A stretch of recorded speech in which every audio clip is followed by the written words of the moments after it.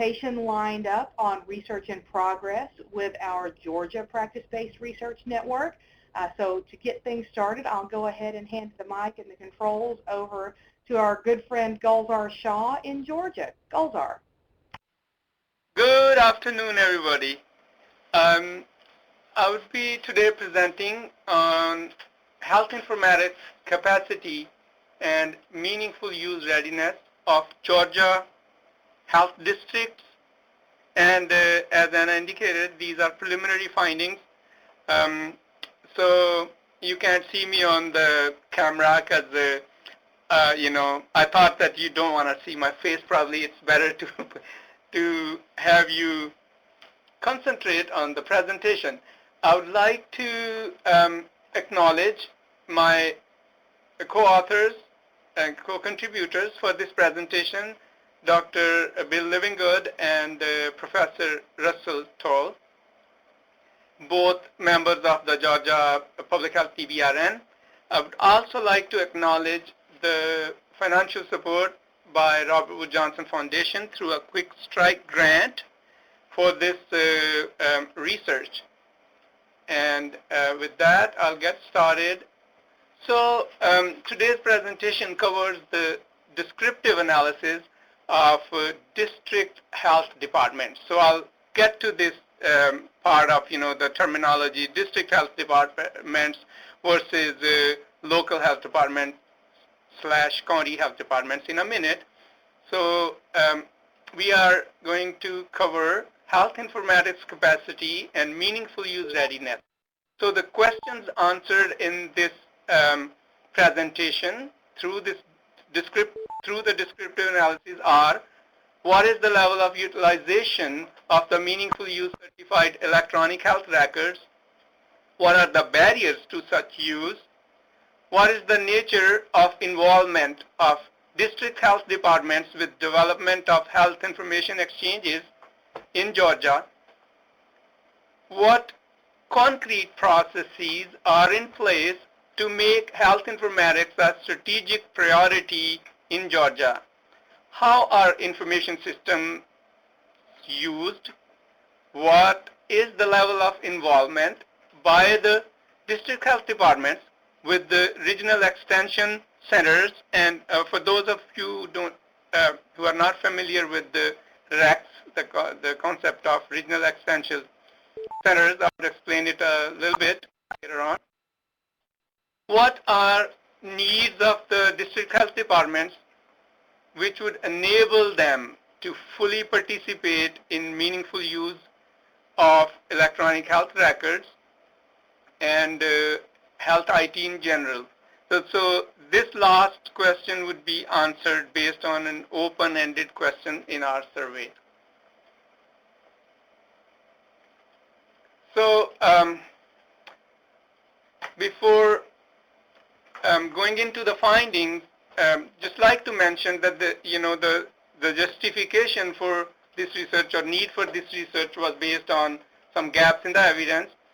So from my previous research on the topic, when I was with NACHO, we learned that health informatics is not a well-understood term.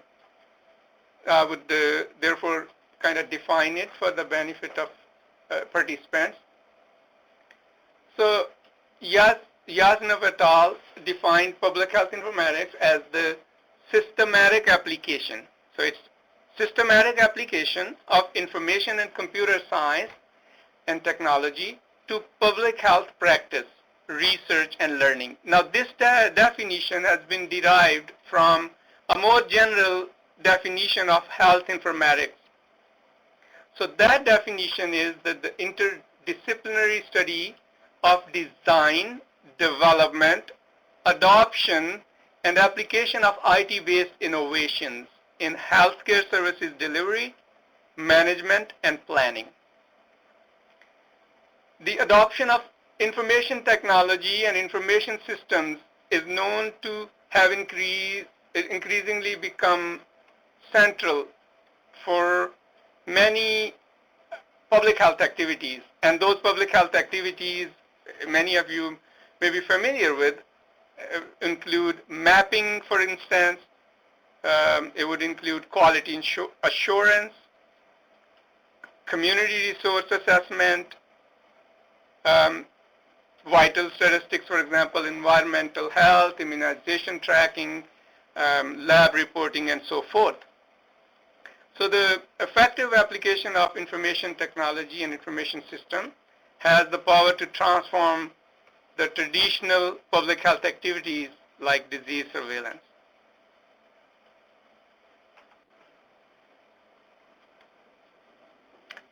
Okay, continuing with the justification for the study, only a few studies have been conducted on health informatics at national level.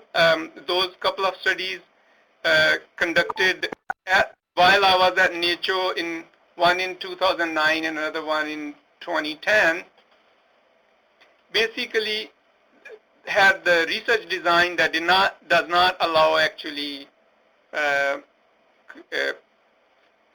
produce specific findings or specific assessments of any state level public health informatics capacity, and so was true about Georgia. So there was a study needed for Georgia local health departments and health districts.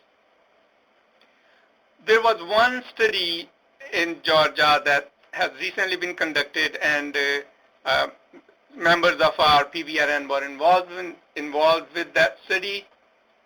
That particular study was basically conducted or sponsored by Georgia Department of Community Health, and it assessed the district health department's readiness to participate in health information exchanges. So many other aspects of informatics were not assessed. So our study complements the findings from the recent study. So that's something that we did deliberately. We considered what's been covered in that study, and we only, in consultation with our practice partners, we decided that we would ask only those questions that are not covered in that other study. And for our research, what we are going to do is we are going to merge data from the previous study with our study. We haven't presented those data in this because these are preliminary findings. Okay, so moving on, I wanted to give you some background about Georgia and explain why I'm using the concept of district health departments differently than local health departments or county health departments. There are actually 159, exactly 159 counties in Georgia, each consisting of a local health department. So there are 159 counties, and accordingly there are 159 health departments, and they are organized into 18 health districts. And so in this map, the thick line indicates the boundaries of health districts, and thinner lines are the county health departments. The county populations range from little less than 2,000 to over 1 million. So there is a lot of variation in the size of health departments, and that are county health departments. Okay, so for this research, we used two sources of data. We collected data through two sources. We conducted two case studies, which are not being presented here, and we also conducted a web-based survey. So we conducted a survey of all health districts, and a brief instrument was administered to all district health departments using a web-based survey software, Qualtrics. Qualtrics is actually becoming really more popular. I started using it when it was like in its beginning stage while at NHO. So we gave them some feedback on how to make it more public health friendly, and so a lot of people are using Qualtrics for web-based data collection. Prior to the to administering the survey, an email was sent to the health districts with requests to identify staff involved in use of information systems, ID systems, or data report and use. And so after receiving those the contact information, the survey was administered to all identified staff with request to forward link to additional relevant staff. And so as a result, although we do know how many health districts received the survey, we don't know the denominator for sure, in that we don't know how many staff within each health departments actually received the request but did not complete the survey. Okay, now next we'll talk about I'll start with the results. And before giving you all those detailed graphs and tables and so forth, I decided that we'll give you a high-level summary. But even before that, just to share with you characteristics of the respondents so that you understand of those responses that are analyzed, how many are from, like, what kind of respondents in terms of their title, and how many health districts are represented. So a total of 36 individuals responded to the survey. Although from the survey it sounded like we had more than 40, but some people just looked at the survey and did not do anything with it, so I did not consider them. But there were 36 individuals responded to the survey. There were 30 usable responses. 26 of those responses had most of questions responded to, and those responses had represented 13 of the health districts in Georgia.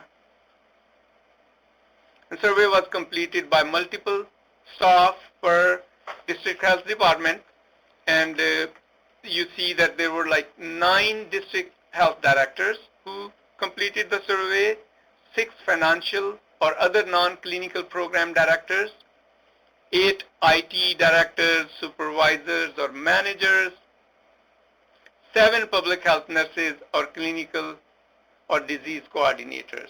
So this is the type of title for, or the area of their specialization. So as I said, before going to the actual specific results, I wanted to share some main findings with you. So our findings depicted a good news, bad news scenario regarding electronic health records use. So the bad news was that only a few Georgia health districts are currently able to make use of meaningful use certified electronic health records. So, I mean, that was expected. Not many, nationally there are not many health departments who are ready for meaningful use. But Georgia is not, I think that Georgia is somewhere like in the middle in terms of their readiness. So the good news is, which you'll see in the data presented later on, that the future ability for use is fairly promising. So 1 in 3 will have ability to fully utilize meaningful use certified electronic health records within 24 months or so. That's kind of good scenario.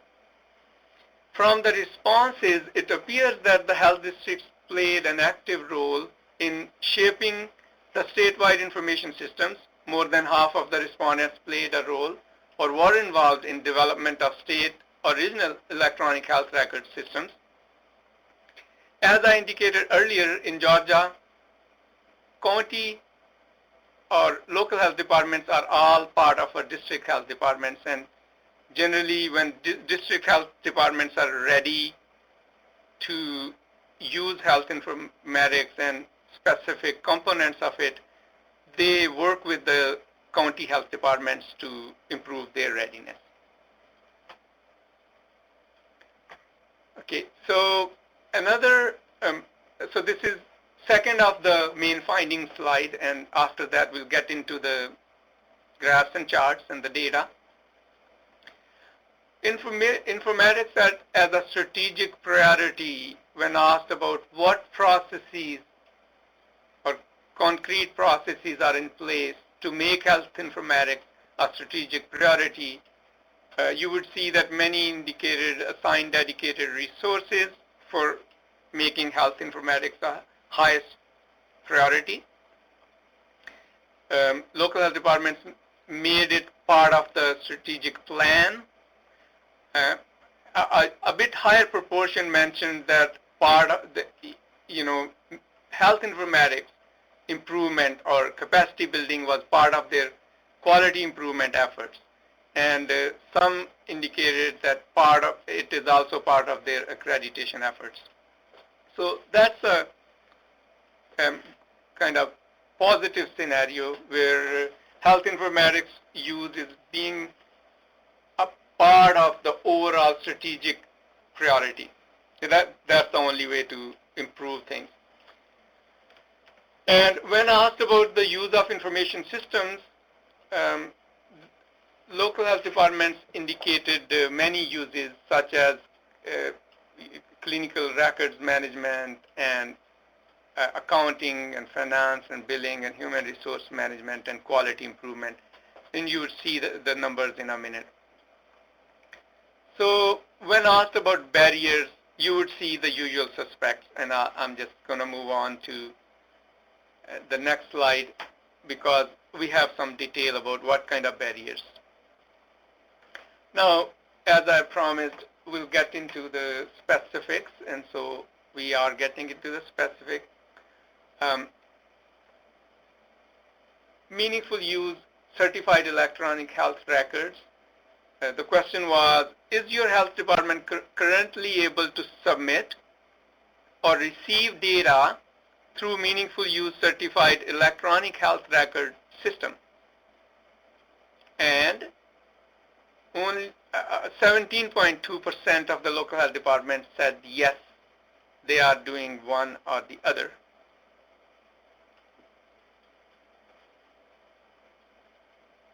Okay, so about future use, when asked, about their ability in the future, as you see, 13.6% said within 12 months. Another 13.6% said that they would be able to do so in 12 to 23 months. 18.2% said that they would be able to use, to make use of certified electronic health records. And only 31.8% said they don't know, and another 13.6% said depends on readiness of source systems. So that gives you some idea of the level of readiness in future.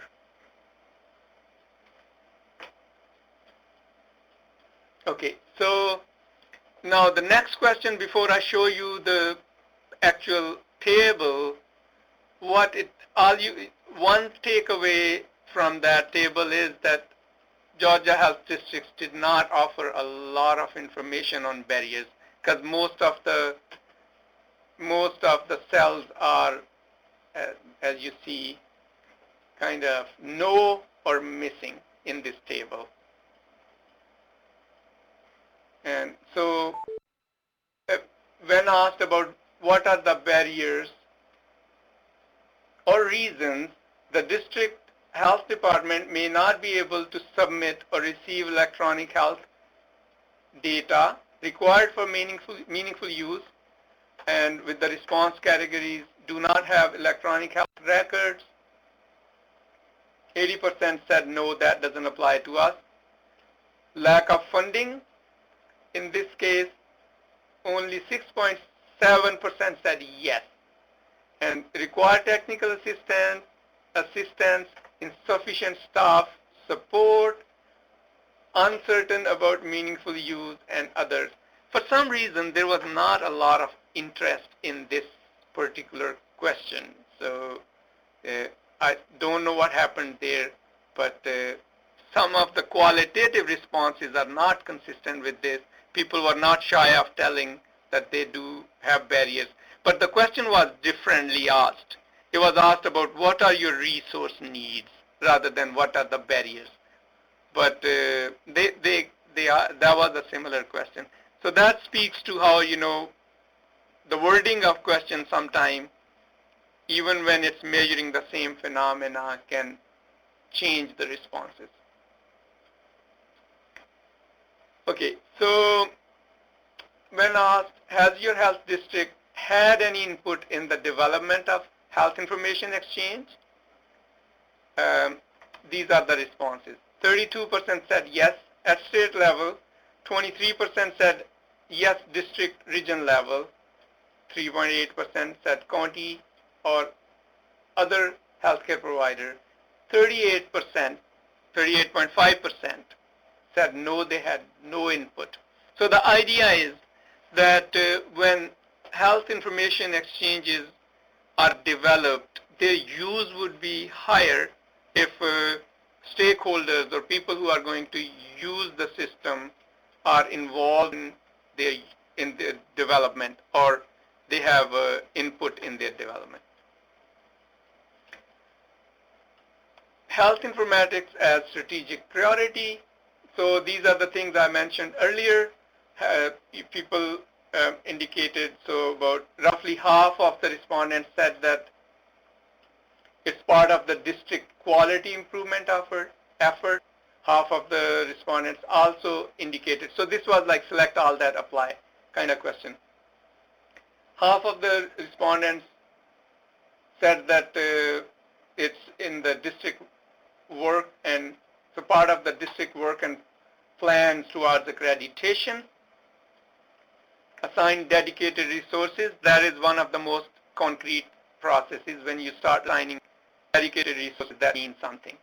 And it's an explicit part of the district strategic plan. 15.4% said so.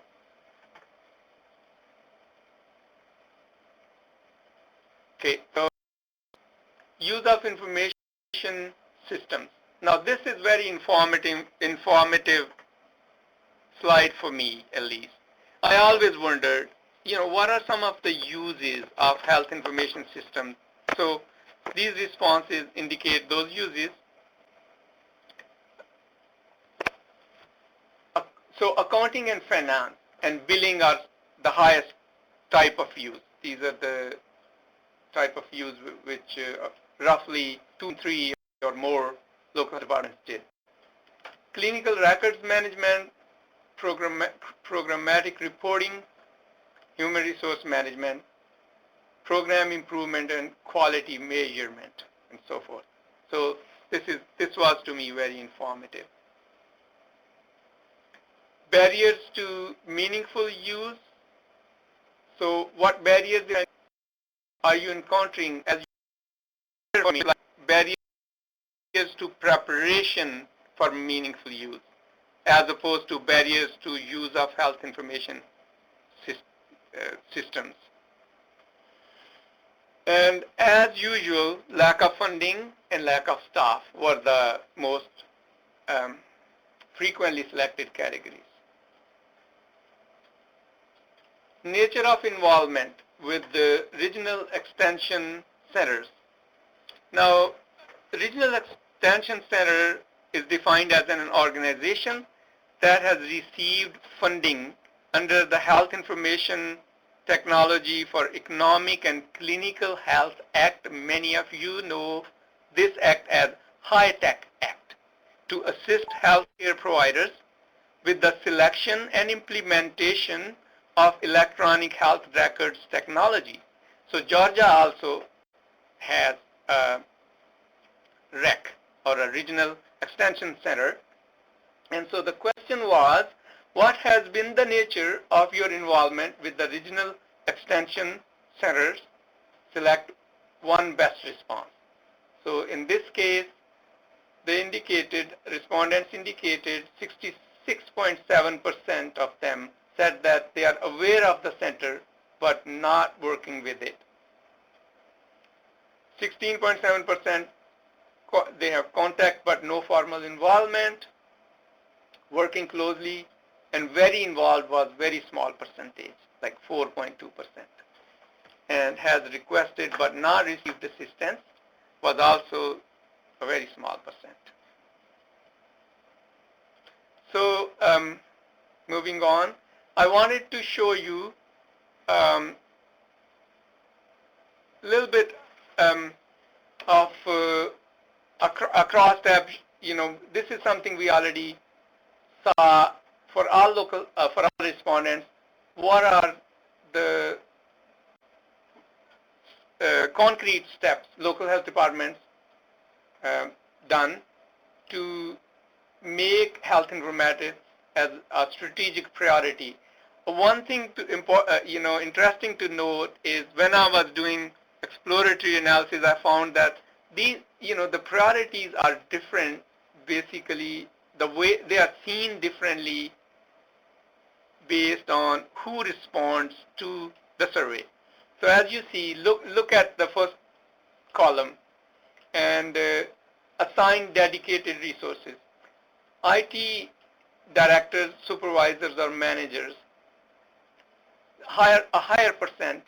So if IT director is more involved and they are the ones in the forefronts of doing things, so for those respondents, assign this category, like assign this category of specific step or concrete step, highest proportion said so, that they assign dedicated resources.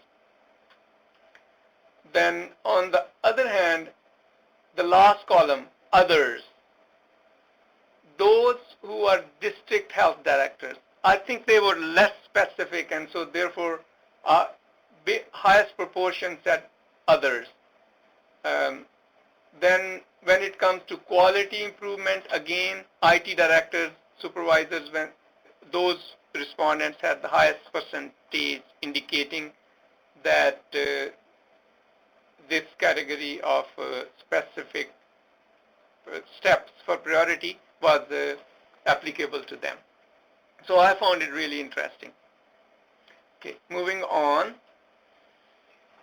Ways in which information systems are used. So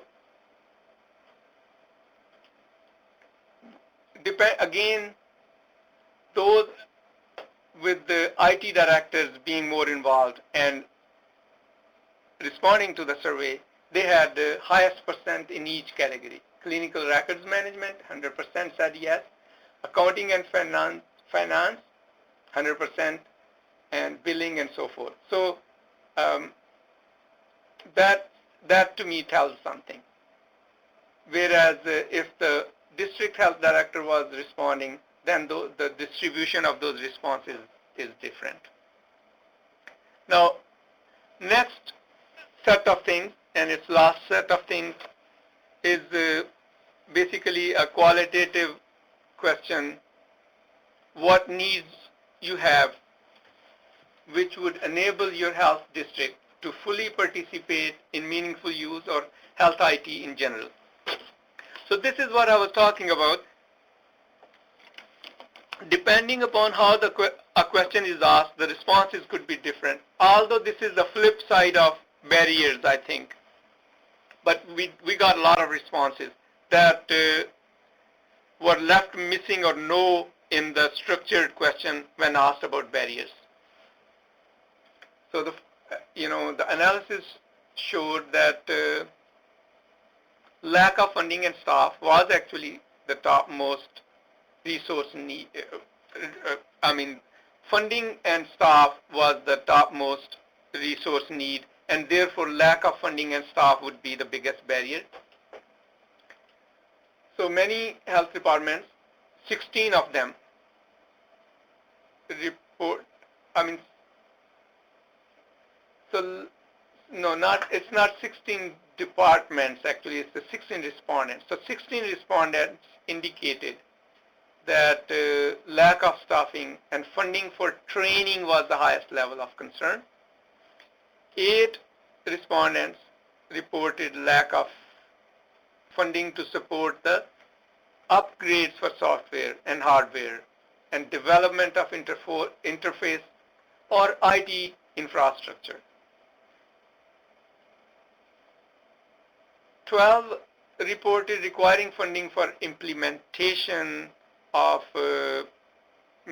electronic health records or meaningful use of them. Time was mentioned. So it was mentioned that implementation or use of electronic health records and information system or their development is extremely time consuming.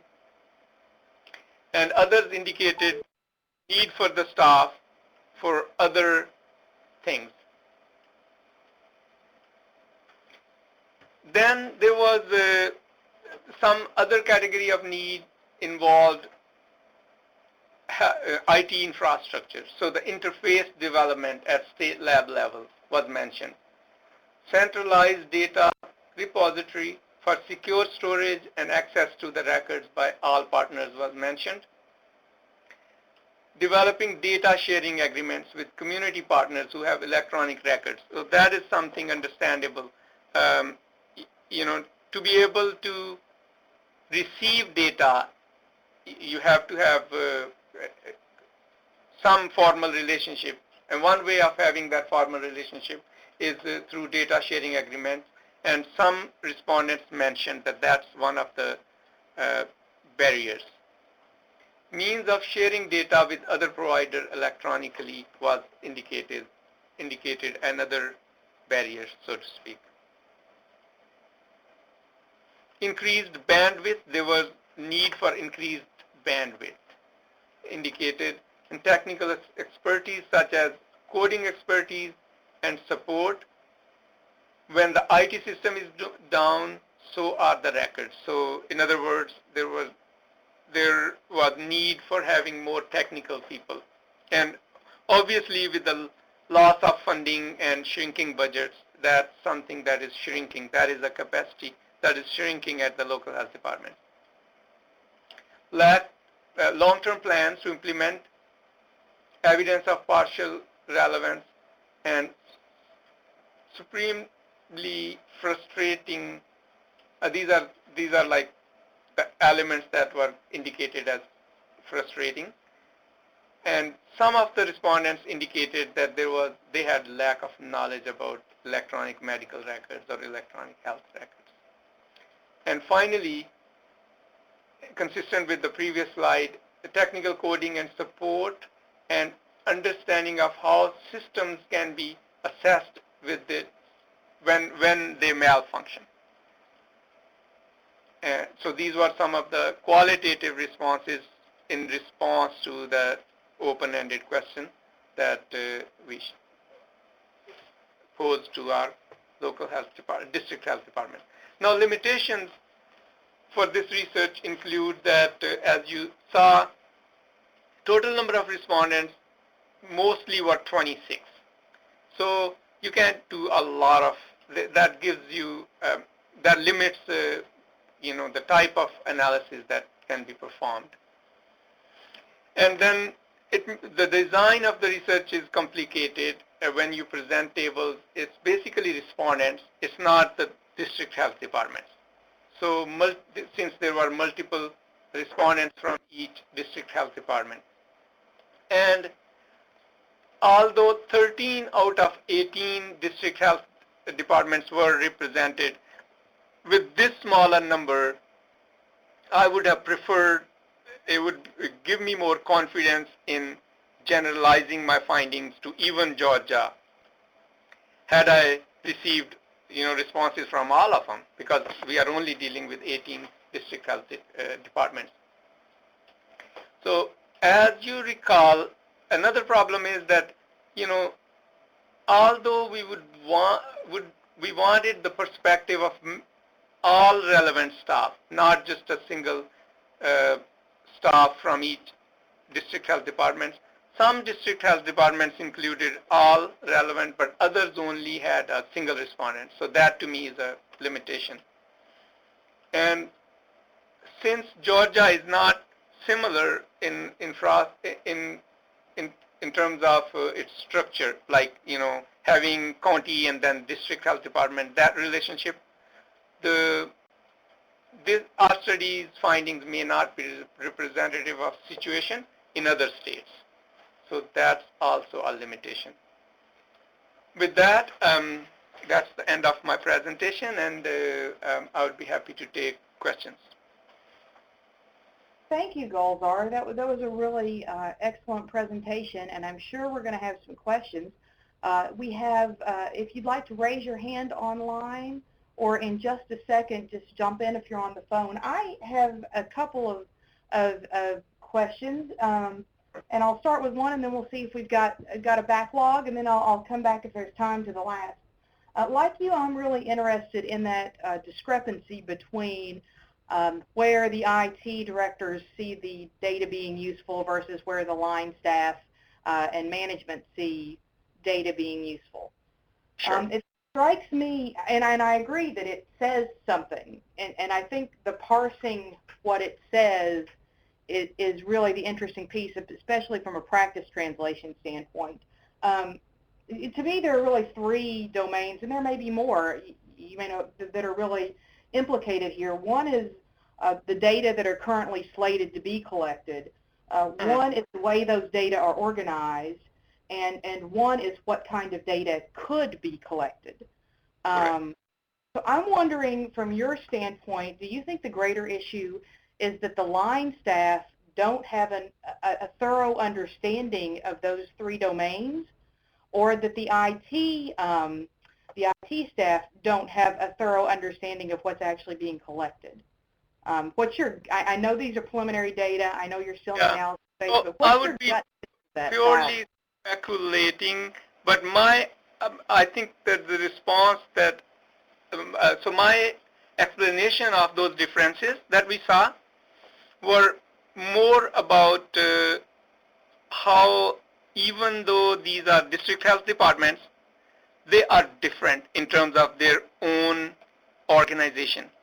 So we made a presentation at Kingland, and I explained that there is so much variation in those district health departments. Some of them are like small, really small in terms. So the county versus district health department relationship is also like different from district health department to district health department based on their overall staff capacity. Some district health departments are really small compared to the counties they represent, and others are the other way around. District health department is really big.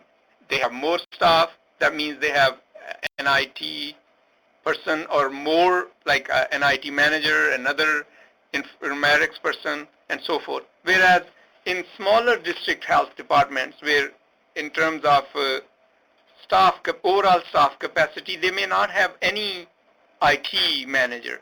So that to me explains some of those differences. Terrific. So in terms of practice translation, I think something to think about here is that there's room for some dialogue between IT and the various potential end users of the system. I think that definitely is true, because as these developments are sinking in terms of having a trickle-down effect on local health departments. So the national level developments, such as accreditation, such as the monies going and the initiatives associated with the use of so meaningful use, for example.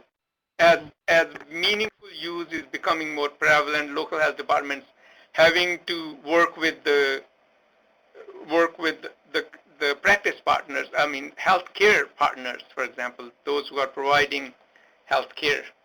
That is pushing the public health departments to get more involved in informatics, but this is like an area which is changing fast.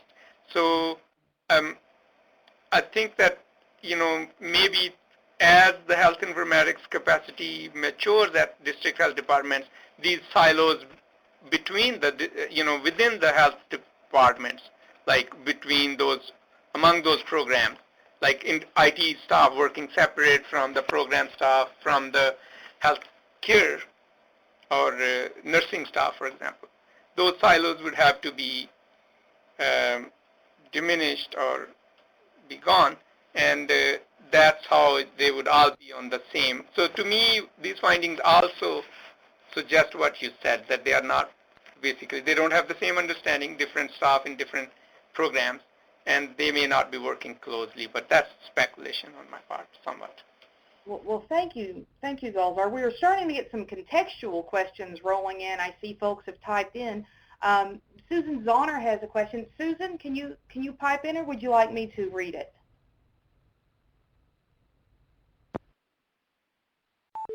All right, we may be having some audio problems with Susan. Are you there, Susan? I think it's #6 to unmute your phone. Okay, I'll read it. Susan wants to know, does Georgia have state-required data systems that the health departments are required to use? For example, immunization registry or communicable disease reporting. Were those systems relevant to this survey? So the simple answer is yes, they were.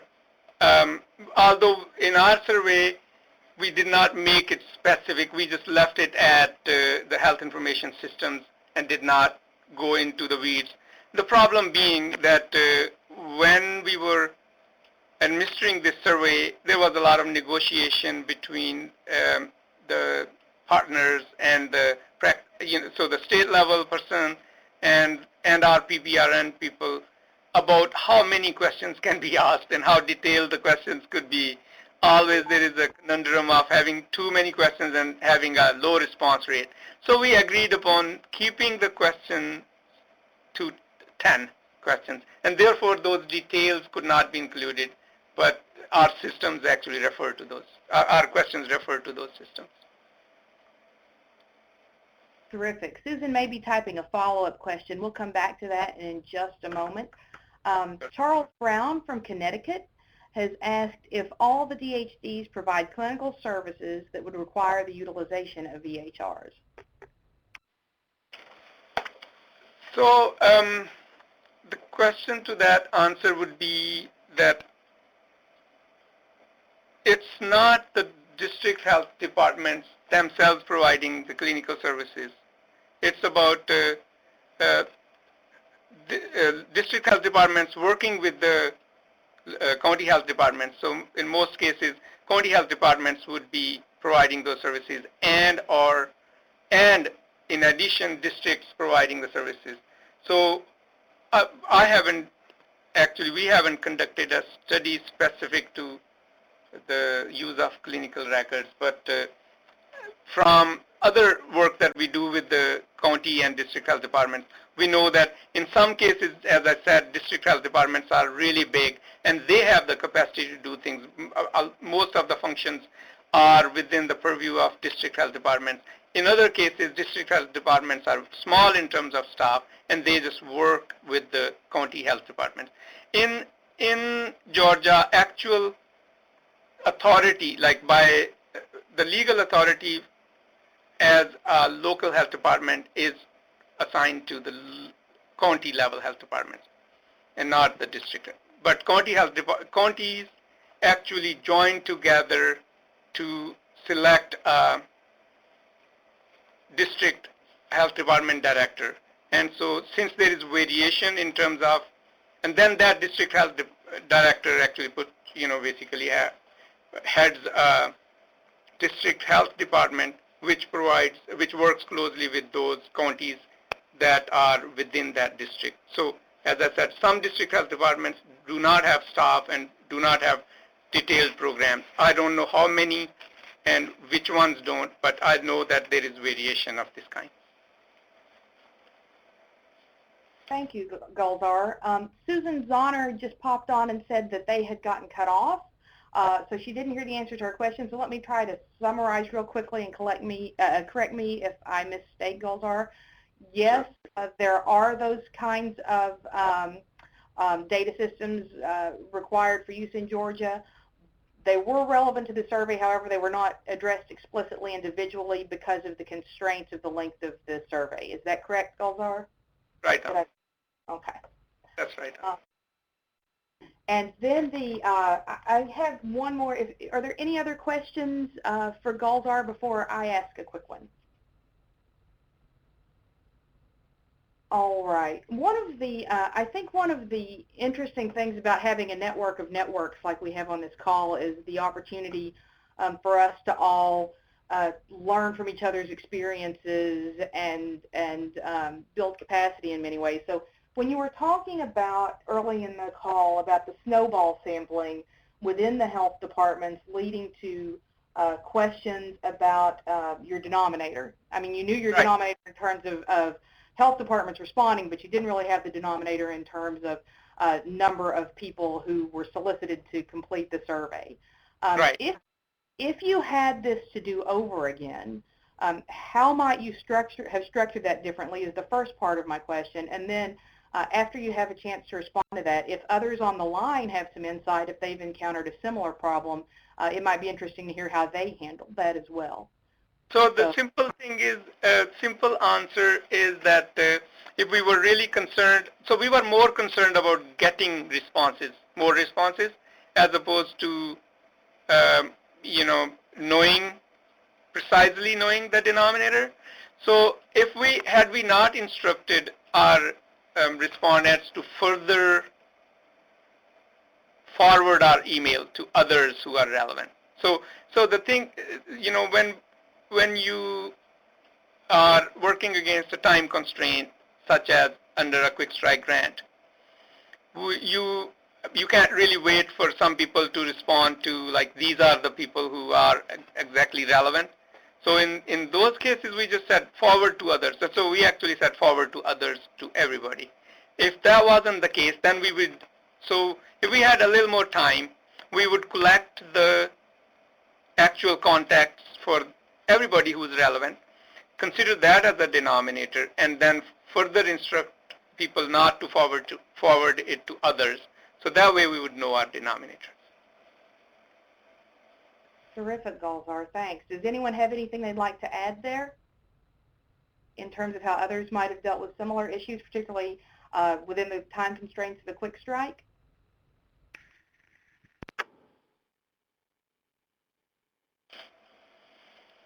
All right. Well, we may try to continue this conversation another time. Are there any more questions for Gulzar while we've got him on the mic?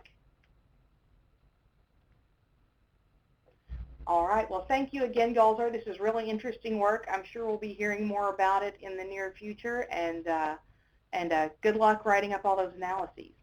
Yeah, thank you very much. We are excited about our 2 case studies. We think that they are going to add too much and fill in the gaps that we had in the survey.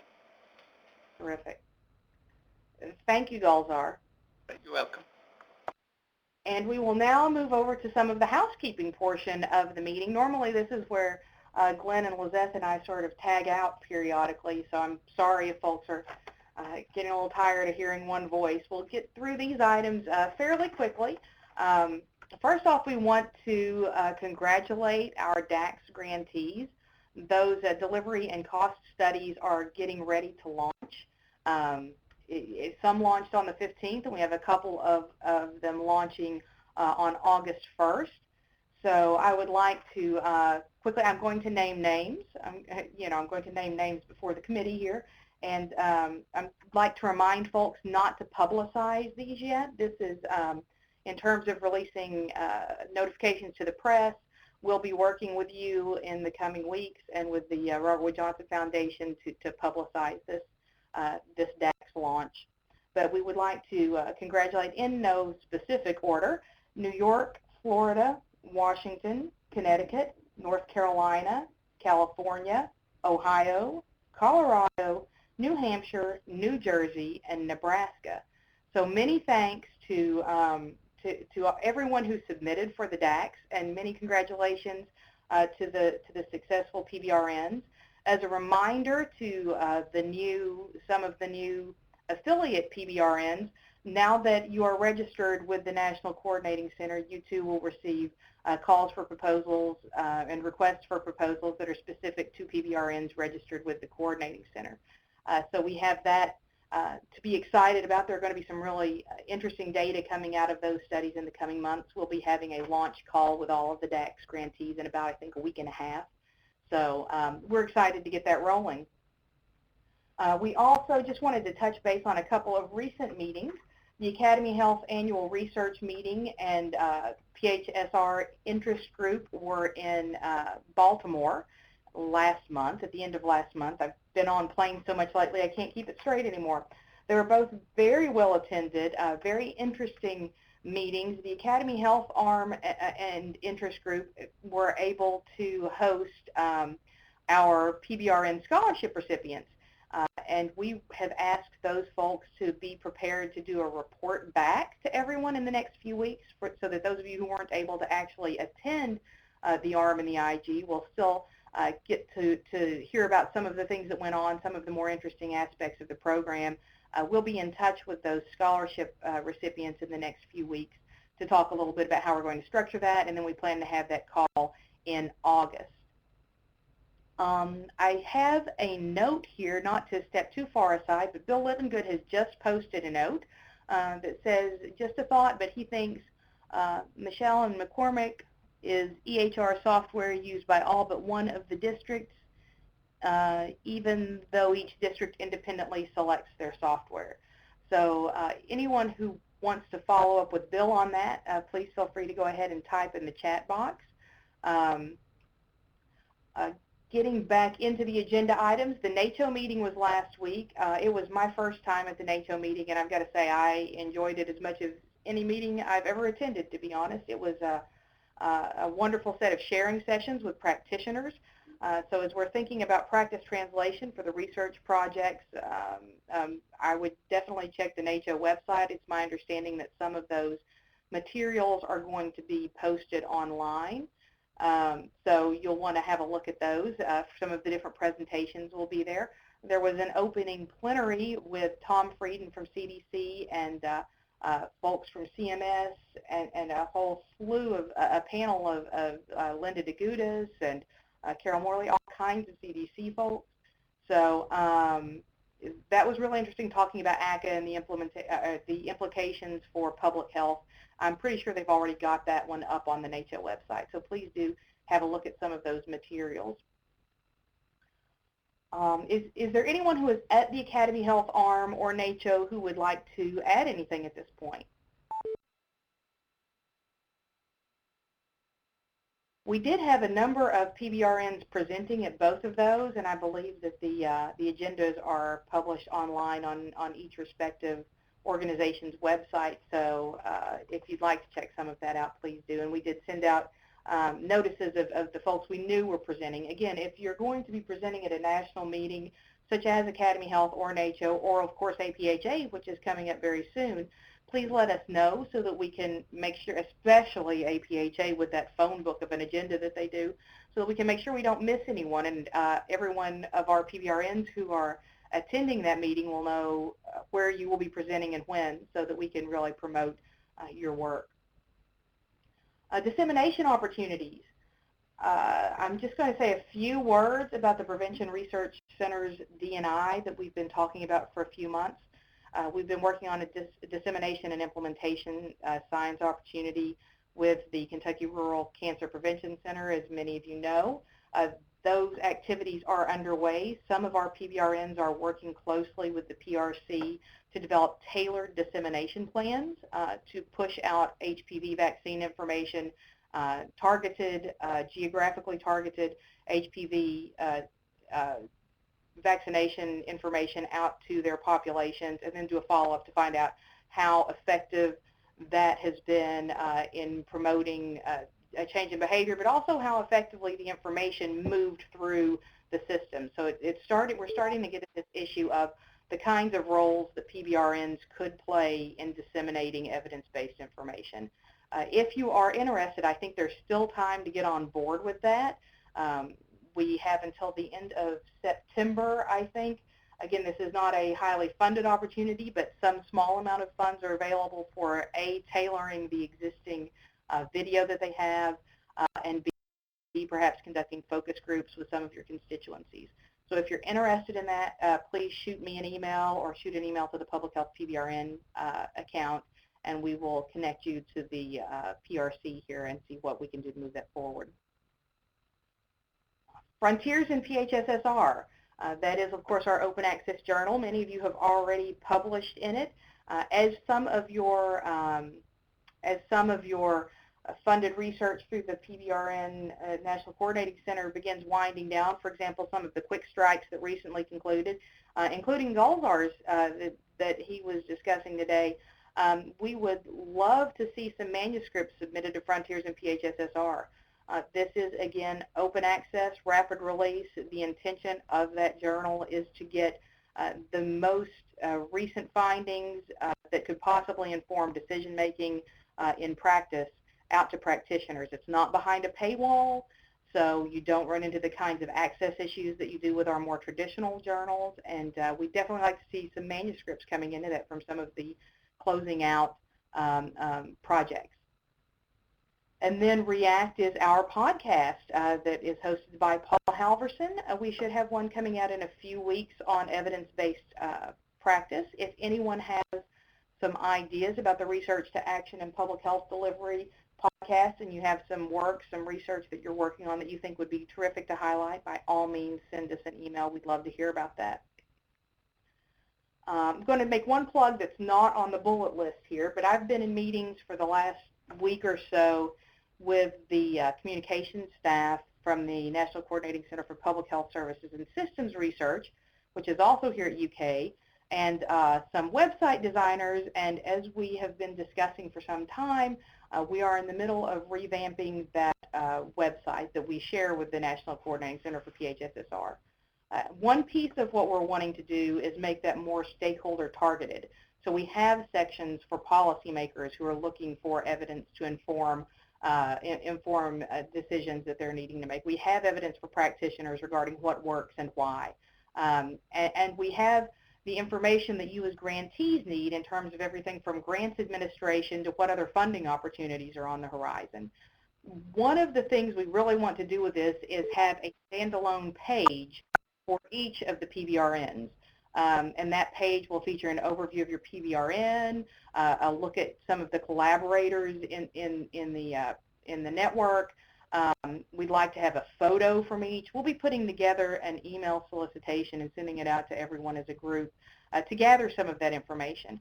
We're also interested in, to the extent that you're comfortable, posting some of your products. If you've posted practice briefs or policy briefs, we would like to host those on the website as well, so that if something you've done in Wisconsin may have more relevance for another state than you realize. And so we want to make sure that all of those materials are available. Something done in Florida may be highly relevant to a practitioner in another state on the West Coast. We just want to make sure that those materials are available. We do a pretty good job of reaching our stakeholders in state, but where that could be informing either practice or policy or even future research directions, we want to make sure those materials are available. So be on the lookout for requests from us for those kinds of data, those kinds of products.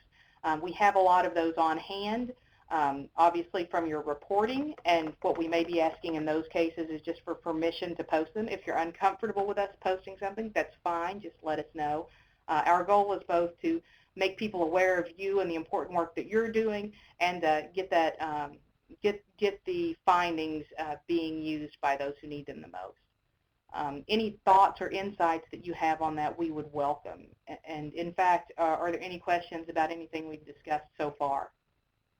And this is Gulzar, and I just wanted to let you know that I think that Frontiers is a very unique publication, and we all need to make it a success.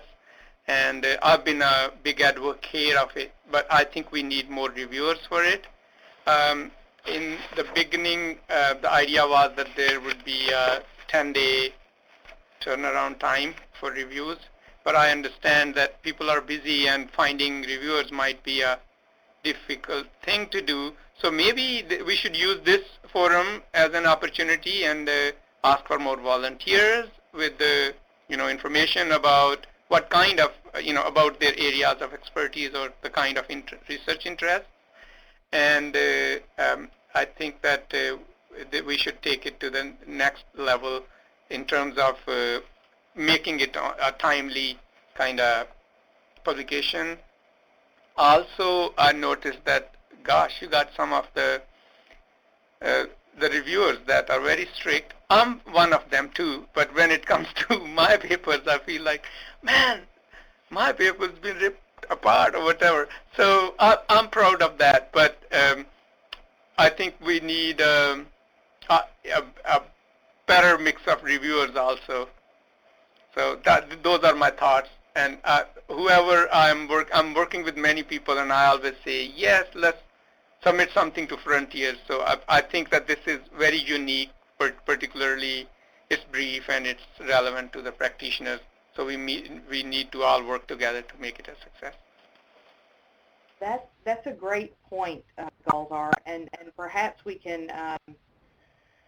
I'll start right now by asking folks, if you're interested in reviewing, to send us an email to the Public Health PBRN account after the call and let us know your particular areas of expertise that you'd be comfortable reviewing. It reminds me, too, we were on a call yesterday with Bobby Pestronk of NACHO, who was leading the discussion, and he was talking about how he would like to see more practitioner reviewers in all stages of the research process. And I think that includes dissemination of the findings, because who better to know if we're actually hitting on what is relevant than the practitioners themselves. So please, if you are a practitioner and you're hearing this and thinking, well, they only want academic reviewers, please don't think that. Please feel free to put your name in the hat as a Frontiers reviewer, because we're always looking for articles and we're always looking for reviewers. So absolutely, thank you, Gulzar. You're welcome. Are there any other questions or concerns related to those dissemination issues?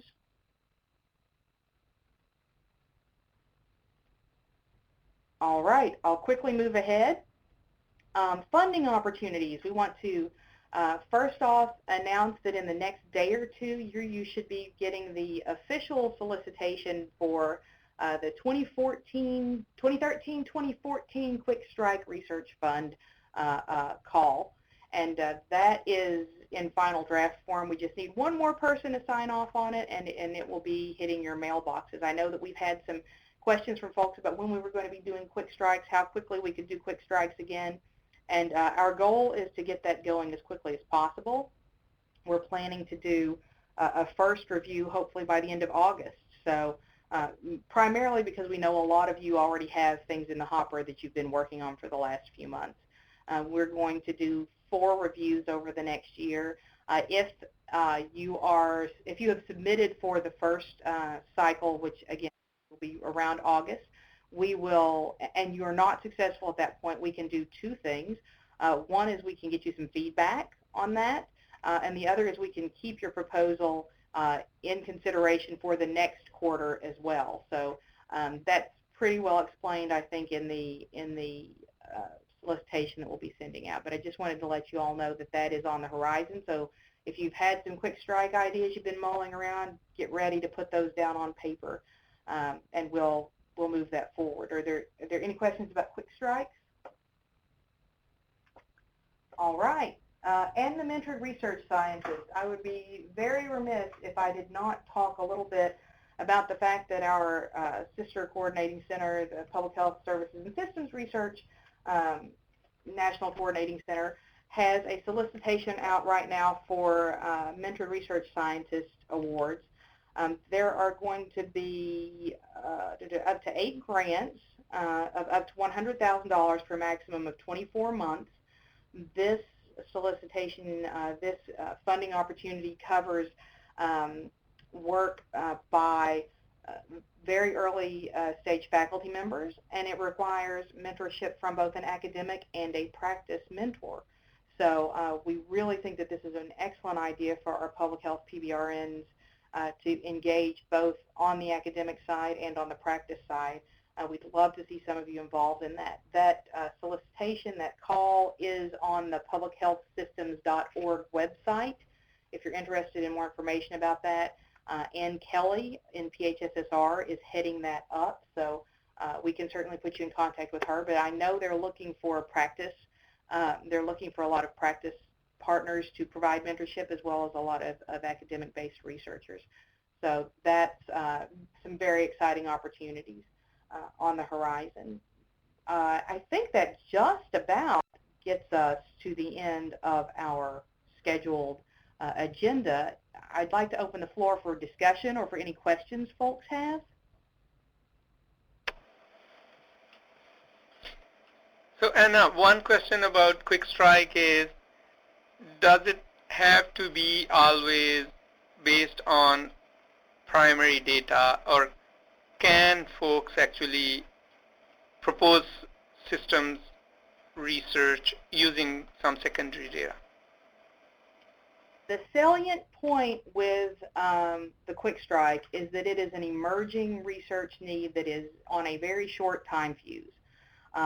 So a sudden change in policy or a big shift in practice that is a very constrained timeline to study it. So that's the primary thing. If there are secondary data, but there's an emerging policy need to answer a question so that a decision can be made about whether or not to enact this bill or something along those lines, then that is a time-sensitive opportunity for using secondary data, I think, to answer that kind of question. We do have, that does remind me though, we do have two sorts of tweaks. The Quick Strike call is essentially the same as the last round. There are two minor tweaks. One is that we explicitly encourage applications in a few areas that are going to be familiar with everyone because they're things we've been talking about all year. So injury prevention. We know the CDC is very interested in injury prevention and specifically around areas of prescription drug overdose and emerging laws and practices to help reduce those numbers of overdoses. So that's one area that we're very interested in, because remember, Quick Strikes are one of the weighting things we do with Quick Strikes is look at the possibility of the project to eventually lead to additional funding through another venue that could carry on the research. So it's not a pilot funding opportunity, but if it's something that we know is an area of high interest, then that's obviously in favor of the proposal. Another area of interest in addition to injury prevention is obviously dissemination and implementation science research. So exactly the kind of thing I just said, where there is a policy need or a practice need, information need, and there's a need to get information from researchers to those folks very, very quickly. What are the best pathways for doing that? That kind of a project. And also, of course, with ACA implementation, there are a lot of areas that are happening quickly. Things are moving very fast.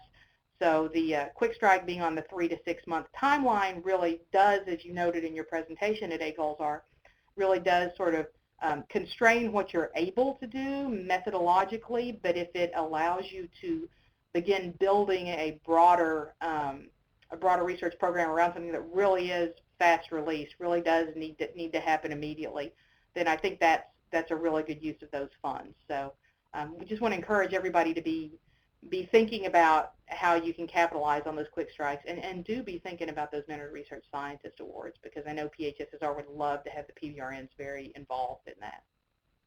So one lesson that I wanted to share with everyone, most people are probably already mindful of it, is that I got caught flat-footed with my IRB folks, because you don't want to start an IRB clearance till you have the funding announcement.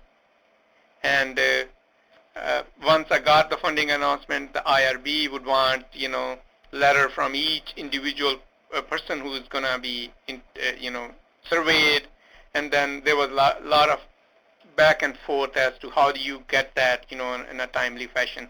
So that is something, a lesson learned, is that when you are applying for a Quick Strike grant, think of these kind of issues maybe, and take your chance. Maybe start IRB ahead of even announcement of funding.